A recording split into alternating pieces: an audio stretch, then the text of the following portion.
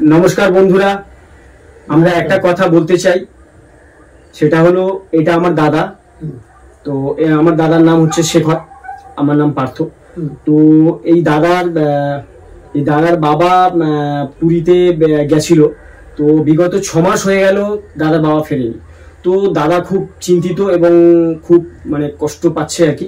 তো যাতে মোটামুটি বন্ধুরা আমরা এই ভিডিওটা চ্যানেলে ছাড়ছি, তো যাতে আমরা শেখরদার বাবার খোঁজ পাই, আপনারা আমাদেরকে একটু হেল্প করবেন, একটু সাহায্য করবেন।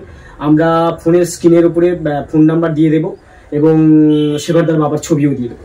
আপনারা খোঁজ পেলে অবশ্যই করে আমাদেরকে ফোন করে জানাবেন। নমস্কার। হ্যাঁ বলো বাবা। আমি জগন্নাথের দেখতে যাব। আচ্ছা। গতকাল রাত্রে আমাকে স্বপ্নে দেখা দিয়েছে। আচ্ছা। অনেকদিন যাই না, তাই যাবো বাবা, কিছু পয়সা করতে দরকার। কিভাবে যাব আমি? তোমরা যদি না পয়সা করে দাও।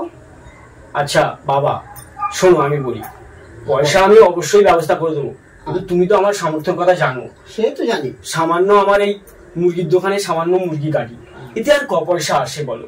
তারপর বুঝতেই পারছো, এত বড় একটা ফ্যামিলি সংসার চালানো, সে তো অনেক পয়সার দরকার। খুব কষ্ট করে চালাই, সেটা তো তুমি জানো। আর তোমার নাতনিরা তো অনেক উঁচু ক্লাসে পড়াশোনা করে, তাদের খরচ খরচা সবকিছু দিতে হয়। তো আমি কিছু টাকা তোমায় দিচ্ছি অবশ্যই। যে টাকা আমি দেব তাতে জগন্নাথ দেবের দর্শনও হয়ে যাবে, যাওয়া আসা সব হয়ে যাবে, তাতে কোনো অসুবিধা নেই। তবে আমি দিচ্ছি টাকা, তুমি অবশ্যই যাবে, কেন বাবা জগন্নাথ দেবের দর্শন খুবই ভালো জিনিস।